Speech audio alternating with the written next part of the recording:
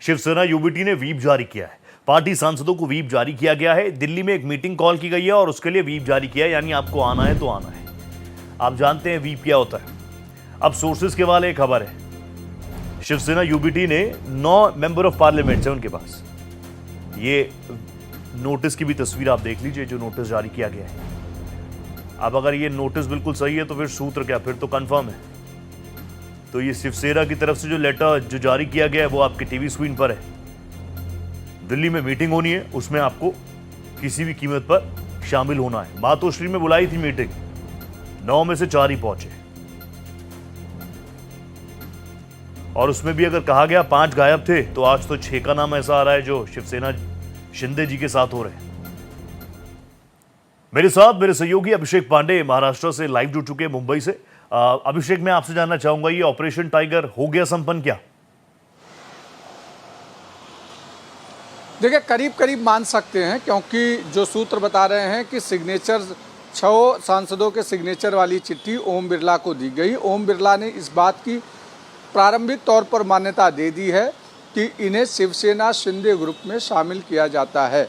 हालांकि इसकी आधिकारिक या टेक्निकल जो भी चीज़ें हैं उन सारी चीज़ों पर देर शाम या कल तक सारी चीज़ें साफ होंगी, लेकिन जो सूत्र बता रहे हैं उसके अनुसार करीब करीब ये तय हो गया है और इसकी मान्यता भी मिल गई है कि अब इसको शामिल कर लिया जाए।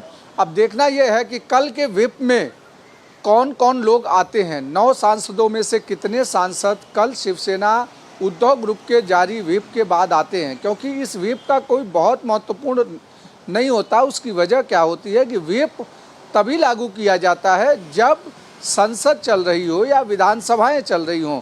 उस दौरान जो चीफ व्हिप है वो व्हिप जारी करता है कि उसको किसी एक विधेयक पर सपोर्ट करना है या उसका विरोध करना है, फिर उसमें जैसे ऊपर नीचे होता है फिर उस पर कानूनन कार्रवाई शुरू करती है। लेकिन पार्टी की मीटिंग के लिए या सांसद जब संसद नहीं चल रही हो, ऐसे में व्हिप का कोई बहुत महत्व नहीं होता है। ये व्हिप इसलिए जारी की गई है क्योंकि कल अगर कानूनन इस पर सुप्रीम कोर्ट में लड़ा जाए तो उसमें ये बताया जा सके कि हमने व्हिप जारी किया था और इनकी सदस्यता रद्द होनी चाहिए। अब देखना महत्वपूर्ण है कि कल कितने लोग आते हैं उस व्हिप के बाद, वो महत्वपूर्ण होगा, क्योंकि 6 सांसद करीब करीब अब माना जा रहा है कि शिवसेना यूबीटी का साथ छोड़ चुके हैं और अब वो सभी सांसद वो शिंदे ग्रुप में पहुंच चुके हैं। आखिरी जब इसका फाइनल ये आएगा तो उम्मीद की जा रही है कि 19 जून को शिवसेना का स्थापना दिवस है और ऐसे में सभी सांसद एक मंच से शिंदे के साथ आ सकते हैं। तभी साफ तस्वीरें साफ हो जाएंगी कि क्या हुआ है और इसका मतलब है कि ऑपरेशन करीब करीब सफल माना जा रहा है। अभिषेक, मैं वापस आऊंगा आपके पास, लेकिन आप देख लीजिए तो बड़ा खेला हो गया। शिवसेना यूबीडी से पहले आप आदमी पार्टी और टीएमसी में भी टूट है। टाइमलाइन 2 अप्रैल राज्यसभा में राघव चड्ढा को डिप्टी लीडर पद से हटाया गया था। उसके बाद 24 अप्रैल को 10 में से 7 राज्यसभा सांसदों ने आम आदमी पार्टी छोड़ने का ऐलान कर दिया। ये मैं आपको इसलिए याद दिला रहा हूं, एक नया ट्रेंड शुरू हो गया। 26 अप्रैल को राज्यसभा के सभापति ने 7 सांसदों के बीजेपी में विलय की औपचारिक मान्यता दी। ये खेला हुआ था आम आदमी पार्टी में। उसके बाद आप देखिए राघव चड्ढा से सारी चीजें शुरू हुई और होते होते होते होते तमाम सांसद जो है वो आ गए, भारतीय जनता पार्टी में विलय हो गया। आम आदमी पार्टी में बड़ा खेला हो गया।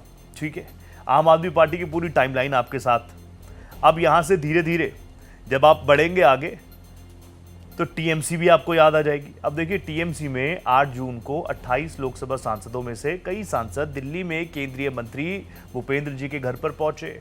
20 सांसदों ने एनसीपीआई ज्वाइन किया, मतलब खुद को विलय किया। और आप जानते हैं एनसीपीआई जो है वो एनडीए का मजबूत साथी माना जाता है। 16 जून को स्पीकर ओम बिरला ने कहा कि विलय पर फैसला लेने से पहले दोनों गुटों की बात सुनी जाएगी, क्योंकि वो उस चेयर पर बैठते हैं, उनका एक कर्तव्य भी है। 8 जून को ही टीएमसी के 28 लोकसभा सांसदों में 28 में से 2/3 से ज्यादा हिस्सा नजर आया एनसीपीआई में जाता हुआ। और इसीलिए हम बार बार कह रहे हैं कि ये टूट वाला जो ट्रेंड है आम आदमी पार्टी, टीएमसी, और अब यही चीजें नजर आ रही हैं शिवसेना में। हालांकि महाराष्ट्र को वैसे भी पॉलिटिकल एक्सपेरिमेंट की सबसे बड़ी लैब कहा जाता है, विधानसभा में इससे पहले शिवसेना यूबीटी टूट ही चुकी थी, लेकिन अब आइए, अब मेंबर ऑफ पार्लियामेंट में 6 सांसदों ने एकनाथ शिंदे जी के साथ संपर्क में होने की बातें सामने आई। 6 सांसदों ने 17 जून को एकनाथ शिंदे के साथ मुलाकात की और अपने साइन की हुई चिट्ठी लोकसभा स्पीकर ओम बिरला को भेज दी। 6 सांसद बागी हुए और ये पार्टी के अंदर दूसरी बार टूट थी। इससे पहले किस तरीके से सरकार फ्लिप की थी एकनाथ शिंदे ने, अब आप देख लीजिए विधानसभा में भी वही खेला हुआ और उद्धव ठाकरे के पास जो member of parliament 9 member of parliament थे, 9 में से 6 और शिंदे जी के साथ चले गए और अब कहा जा रहा है कि वो भारतीय जनता पार्टी को, एनडीए को सपोर्ट कर सकते हैं। ये खेला अभी चल रहा है और इसी का नाम था ऑपरेशन टाइगर। इसको लेकर अभी भी काफी सारी गहमा गहमी है। ऑपरेशन वुल्फ का भी नाम सामने आया। अभिषेक पांडे लगातार मेरे साथ बने हुए हैं। अभिषेक जी, ये लेकिन यहां से अब उद्धव ठाकरे के पास क्या बचा? और एक चीज और बताइए, अभी तो मातोश्री पर मीटिंग हुई थी, अगर मैं गलत नहीं हूं तो 9 मेंबर ऑफ पार्लियामेंट ही है ना शिवसेना के पास, यूबीटी के पास। 9 में से 4 तो पहुंचे थे, यानी बच्चे थे 5। आज बात हो रही है 6, यानी जो एक घर पे पहुंचे थे वो भी शिंदे जी के साथ हो लिए। बिल्कुल, देखिए पहले से ये तय माना जा रहा था कि इतने लोग जा सकते हैं, क्योंकि 2/3 का आंकड़ा हमेशा एनडीए इस फिट में बैठाता है कि 2/3 अगर आते हैं तो उनके ऊपर डिस्क्वालिफिकेशन की तलवार नहीं लटकेगी। और ख़ास करके ये सारी चीज़ें हो रही हैं, ऐसा माना जा रहा है कि डीलिमिटेशन के दौरान जितने वोट कम हुए थे उस वोट को जुटाने की जुगत के तौर पर इसे माना जा रहा है। चाहे वो टीएमसी को मान ले, केजरीवाल की पार्टी मान ले, या फिर अब शिवसेना की मान ले, अगला number NCP Sharad Pawar group भी हो सकता है। कंफर्मेशन तो अभी नहीं दे पाए, लेकिन हो सकता है कि उसमें भी कुछ खींचतान शुरू हो गई है। और उसके बाद जो आज ओम प्रकाश राजभर ने एक फेसबुक अकाउंट पर लिखा है कि समाजवादी पार्टी के भीतर भी कुछ चीज़ें हो सकती हैं, यानी सब कुछ हो रहा है। वो 60 सांसद के आसपास जो कम हुए थे, जिसके कारण वो बिल गिरा था, उस बिल को फिर से वापस लाकर पास कराने के लिए, ऐसे में डिस्क्वालिफिकेशन से ज़्यादा महत्वपूर्ण है कि उनकी सदस्यता बचाए रखना। बीजेपी अपने साथ किसी भी पार्टी के संसद सदस्यों को शामिल नहीं कर रही है, छोटे पार्टियों के ऊपर शामिल कर रही है, क्योंकि पाप अपने ऊपर नहीं लगना है, दूसरे पार्टियों के ऊपर इनको थोपना है और उसका सीधा फायदा डिलिमिटेशंस बिल को लेकर होगा। फिर रहे राज्यसभा हो या लोकसभा हो, दोनों ही तरफ इस तरीके की टूट देखने को आने वाले समय में भी मिल सकती है। एक आखिरी सवाल, महाराष्ट्र के चाणक्य क्या कर रहे हैं? शरद पवार साहब क्या कर रहे हैं? सबकी निगाहें होंगी ना, सबसे सीनियर मोस्ट शहरों में से शुमार महाराष्ट्र में वही हैं। आप कह रहे हैं कि उद्धव ठाकरे की पार्टी में क्या हो रहा है सबके सामने है, क्रिस्टल क्लियर तस्वीर है। ऑब्वियसली ये ट्रेंड चलता है। फिर हो सकता है जो आपने वार्निंग दे दी, एनसीपी वालों को तो कान खड़े हो गए क्योंकि अभिषेक जी ने क्या हमें बड़ा क्लू दे दिया। लेकिन महाराष्ट्र के चाणक्य क्या कर रहे हैं, प्लीज मुझे बताइए। देखिए, महाराष्ट्र के चाणक्य अब अपने आखिरी स्टेज पर है, स्वास्थ्य भी सही नहीं है और उन्हें भी ये पता है कि अब उससे ज़्यादा उनकी पार्टी का कुछ नहीं हो सकता। सुप्रिया सुले चूँकि देख रही हैं, लेकिन सुप्रिया सुले के अंदर वो ताकत नहीं है, शरद पवार जैसा वो दिमाग नहीं है कि वो कहीं न कहीं संभाल पाए पार्टी को।